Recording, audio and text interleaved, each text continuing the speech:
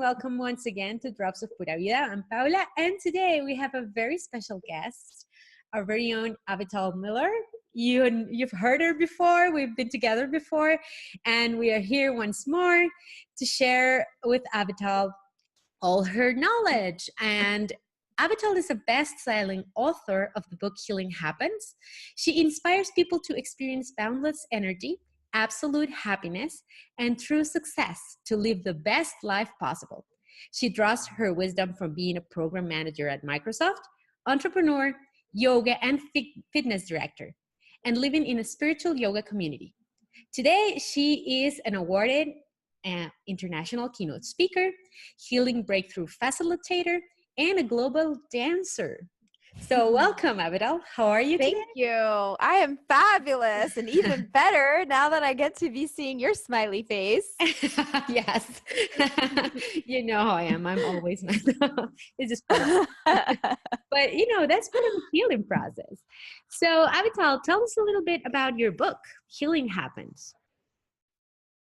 Yes. My book, Healing Happens, Stories of Healing Against All Odds. And here's my book. We'll get a visual. Yes. But this is a personal story because people are like, what is a program manager from Microsoft doing involved with healing today? I have a mechanical engineering degree. Yes. So some of us like to do 180 degrees changes, right? Oh yeah. Or even just go in both directions at the same time, right? Right. Today we can pull things together from different areas. But here I am with my science mind, and I'm having health challenges. And the doctors tell me that I'm going to have this autoimmune disorder called Hashimoto's and hypothyroidism for the rest of my life. And I'm going to be on medication, and here's a bunch of supplements that you can take, and that's it. They didn't tell me that I could heal, that there was anything I could do about this to make the situation better. And I start to read what are the reasons for this type of treatment plan, which seemed like it was a workaround or a Band-Aid. Yes. And not necessarily going to heal me. And then what is going to happen as I age, there's side effects with this. So there's definitely a part of me saying, well, gosh, I don't really want that to happen. And then there's another side of me that says, all right, well, if I'm living with this for life, I'm just going to go learn how to live with it, how to do my best with it. It's kind of like being put into an arranged marriage, and you don't have a choice of having this partner. They're just going to be your partner for life.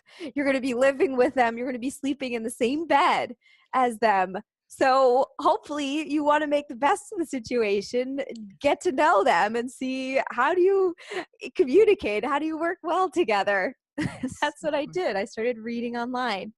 I read books. I went to different types of medical practitioners to learn more about it. I even studied one-on-one with an Ayurvedic doctor in India. Wow. And all those things really, really steadied me. The next thing that happened, though, was I went to a yoga community, and I actually moved in, and I started meditating regularly. After a couple of months of meditating, I wasn't feeling well, which is not supposed to happen for meditation. So I went to the doctor. She ran some tests, and she said, well, you're not feeling well because you're overdosed on your medication. Wow. I'm like, oh, okay. So I changed my dosage, and then leveled out, was feeling good again. And then it shifted again. And it went downhill again, not feeling well. Back to the doctor. Doctor runs the tests, and doctor says, you're overdosed on your medication. Wow. In the meantime, I keep meditating more and more, longer meditations, learning new techniques. And this pattern went on for 4 years. Wow. Slowly tapering me off of the medicine. It's not an overnight. It took time. Yes. We don't get into our challenges overnight, so they don't always leave us overnight. But Yes. when that happened, I just thought, wow, well, if this could happen for me, what could happen for other people? Yes. Yes. Yeah. And Um, what's your experience with other people, trying to achieve healing? Because the book is amazing. It tells a story about all these amazing people who have overcome diseases, very difficult diseases, and how they did it. Can you tell us a little bit about it? mhm. Yes, absolutely. Well, one of the first stories in the book, one of the first people who I ran into who's actually in the book was Trish Davney. And this is what's happening is I'm going around and I'm sharing healing techniques so that other people can learn. And I go do my things. I go to yoga. And this morning I'm going to restorative yoga. And in restorative yoga, there's normally no sound, or maybe some teachers like to play this calm music off of the Yes. MP3s, and you just lay around, you get to relax. But I walk in and here's this beautiful lady with red hair with a few crystal bowls around her. And she is going to accompany the restorative yoga session with these sound bowls. And then she explained that she actually was so into that because she was diagnosed with hepatitis C, given 6 months to live. Wow. And yeah, and she just believed that, kind of like I did, but she went about life to the best that she could.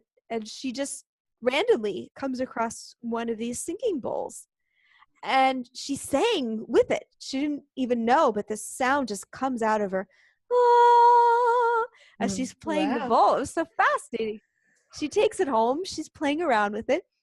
3 months later, she goes in for her testing, and there's no sign of the hepatitis C. Wow. That The is doctors awesome. called her like their miracle patient because they had no clue how she healed. There was nothing that they were doing that was going to help her. She did Wow. research in sound and found out that it does have a lot of healing qualities and abilities. And she started increasing the number of bowls that she has. So now she has this huge fleet of 10 to 20 crystal bowls, and she takes them Wow. all over the country doing That's programs for other people. That's amazing. Yeah. It's incredible. I mean, And there's this is this, over 10 years ago. yes, but there's so This is many over 10 years ago. unexplored Yeah. fields, right? About around healing and the power of our own thoughts to heal. Um, can you tell us more about this? Have you Mm-hmm. discovered like a pattern in all the people that have been able to heal themselves? And what's that pattern?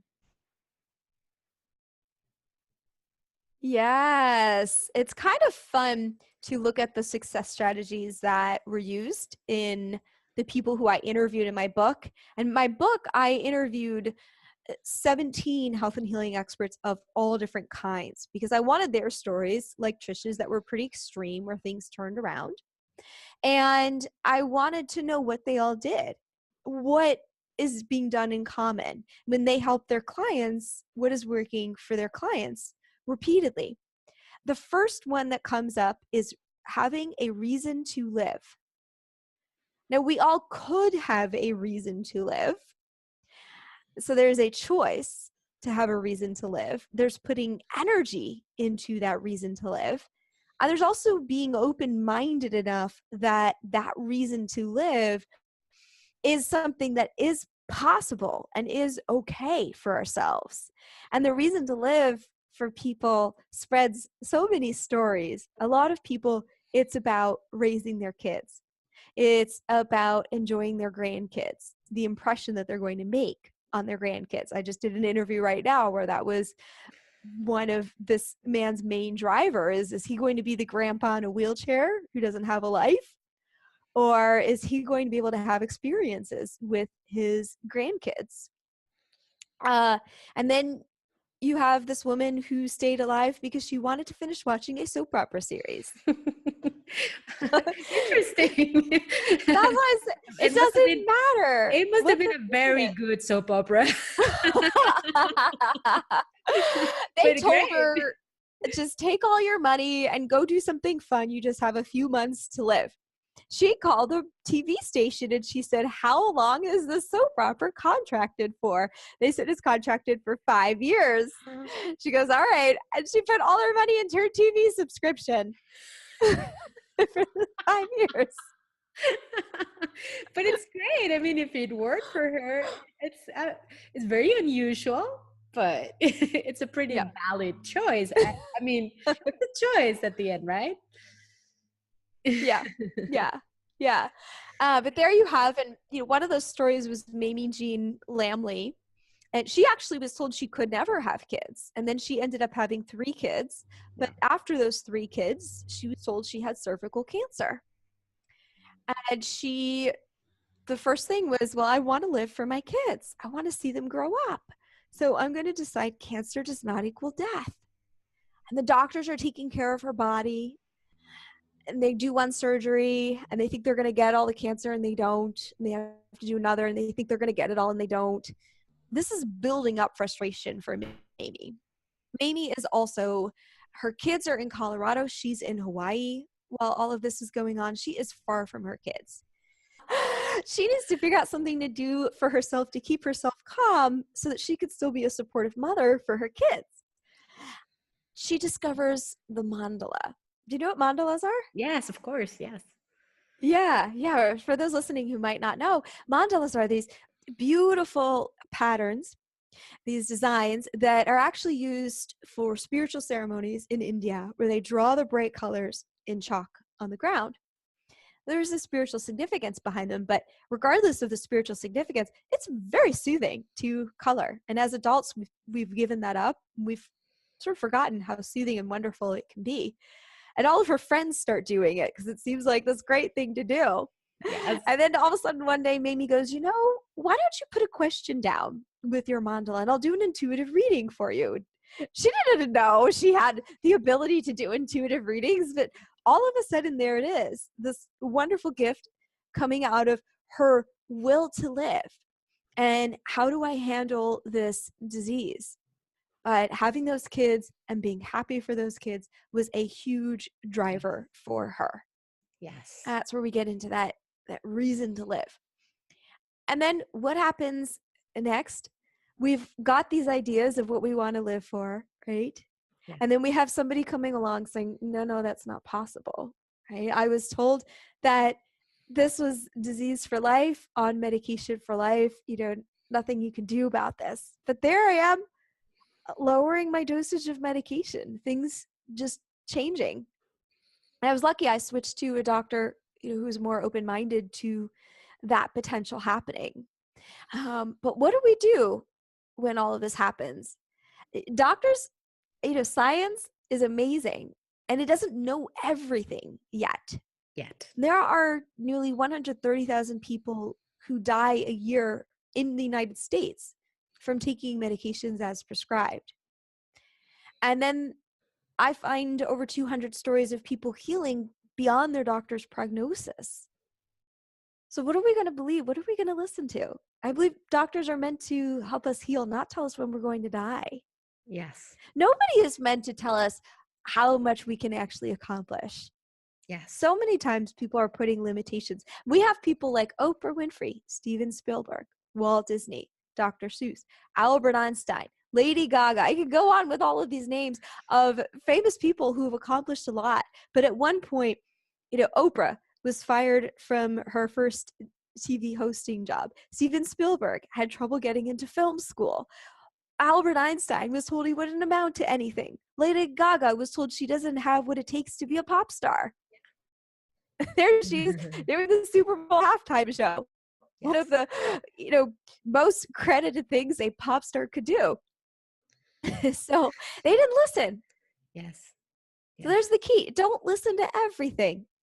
Yes. You could do what your doctor tells you to do. You could follow that advice. Nothing wrong with that. But if they tell you you only have 4 to 6 weeks to live, you don't have to listen to that. Yes. Maureen Bell was told she had 4 to 6 weeks to live from a type of cancer called non-Hodgkin's lymphoma. Her son came to visit, and she was about to die at this point.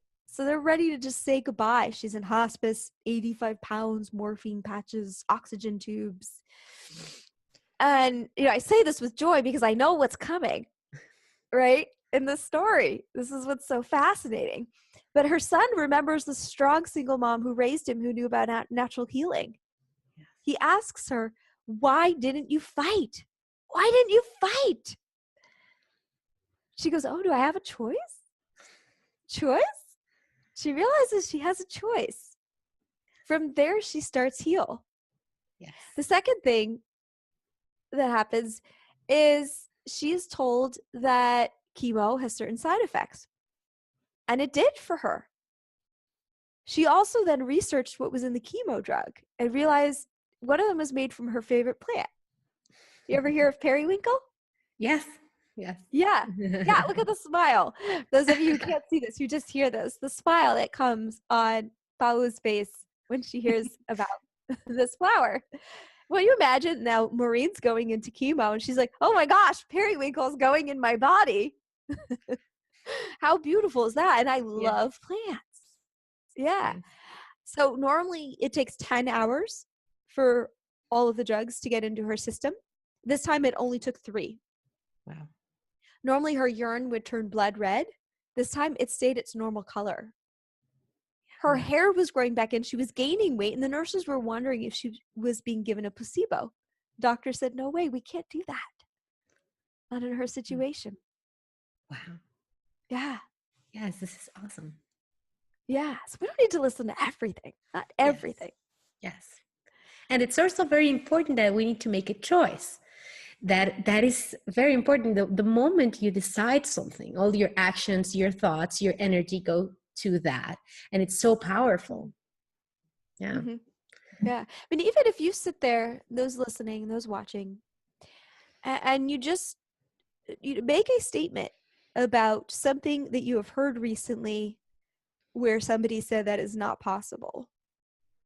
And it's very easy for ourselves to fear that a situation that we don't like in our lives right now cannot change. So just notice how you feel when you think that way. But now just put in yourself, what if I have a choice? So you don't even have to believe yet that there's a choice. You just start to ask yourself the question, what if I have a choice? What are some other possibilities for me? How do you start feeling now? What do you start thinking? When you start to open your mind to possibility. Yes. Just open that door. Open the window. Not even the door. You can open the window. Let some fresh air in. Say, is there a possibility here? Yes. But then you open the door and you walk out the door and you start taking those actions. Yes. Taking the little baby steps of doing what you can do. That's my number 3 key takeaways, to do what you can do. Brooke Goldner had lupus so severe that she was on chemo for 2 years in high school. Okay? She's thinking she's going to have a short life, not have kids. That's it. Regardless of that, this man, Thomas Tadlock, falls in love with her. And they get engaged after only 1 month. Wow. And here she is thinking, she became a doctor. She wanted to help people experience less pain. So she's thinking, I'm only going to wear a white coat. I didn't know I could wear a white dress. So if I'm going to wear a white dress, I want to look fabulous. Thomas, that was his job.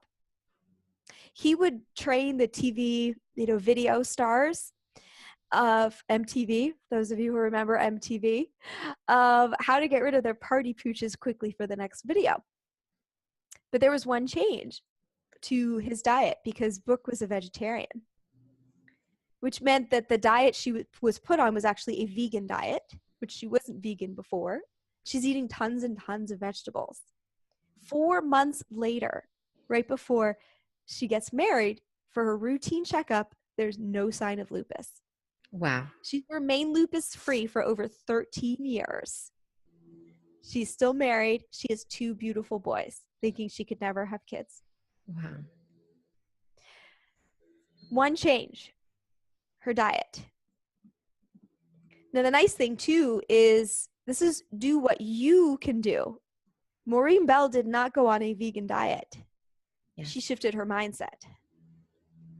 That's a question. That's a very interesting question. I'll probably know that a lot of people are going to ask themselves like this question. Mhm. Is that we tend to think that we have to go for the solution and the actions have to be the right kind of action. I have to do the right thing to get the result that I want. What if I'm doing it wrong? What if I'm not taking the proper steps? Mhm. What have you learned about this with all these people that found a way to healing? Yeah. Yeah. The stories are different for a lot of people, right? There's some people who just accept the diagnosis and then they kind of run into a miracle that creates the shift. And there's other people who are trying to heal and they're trying and trying and trying. And they are going after one thing after the other after the other. And some people have nearly lost hope. They haven't completely lost hope because they didn't stop trying. So you do not know if what you are doing is going to help you or not. You don't know. Yes. But if you give up hope and you stop trying, then you cannot get anywhere.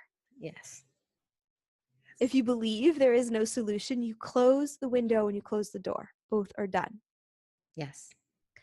The other side, I will say to that question, because I'm a type A personality, and when I had my health issues and this person says do this and this person says do that, so there I am doing Doing tons of, everything.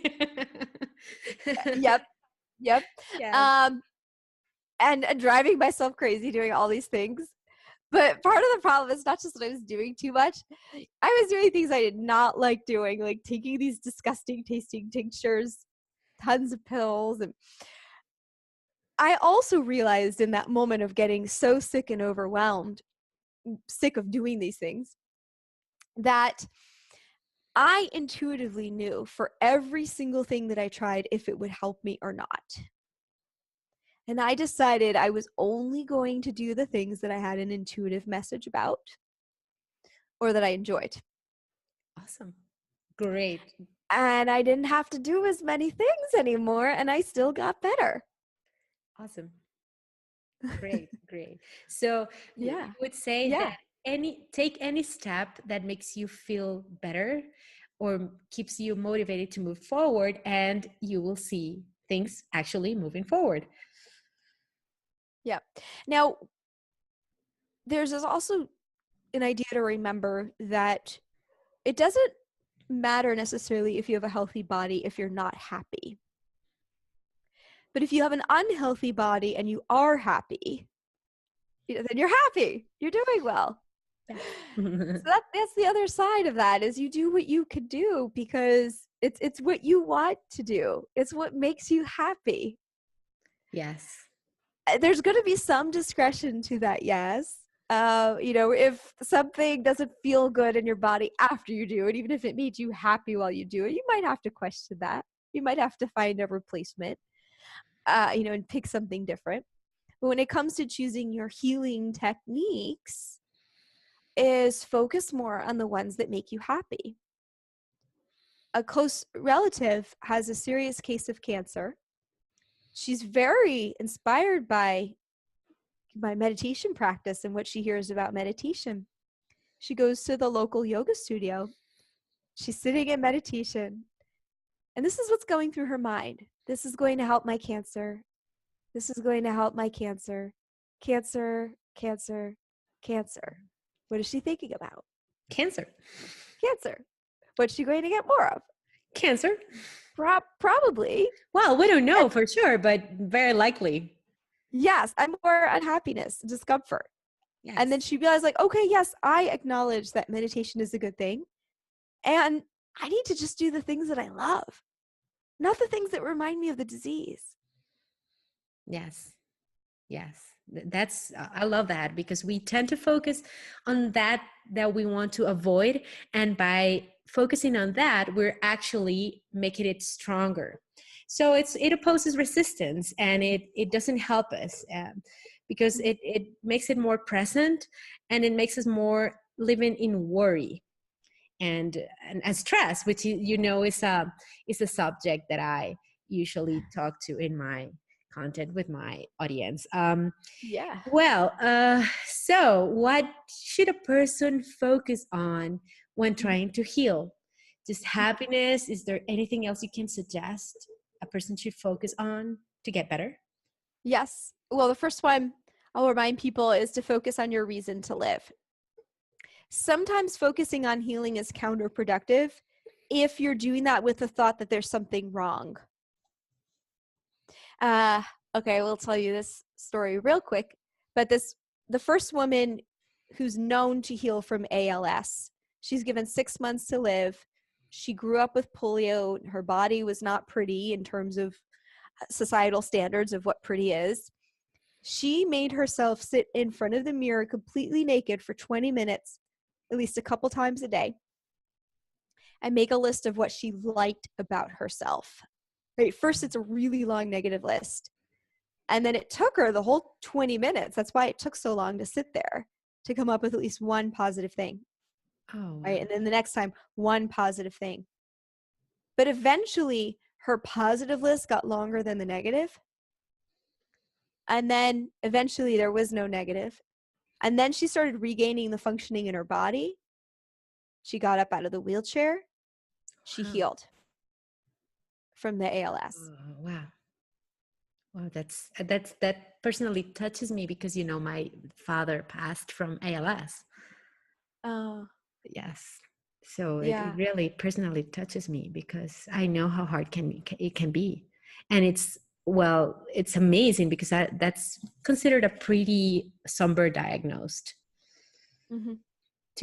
to have ALS. So I know what Yeah. it is. And it's amazing.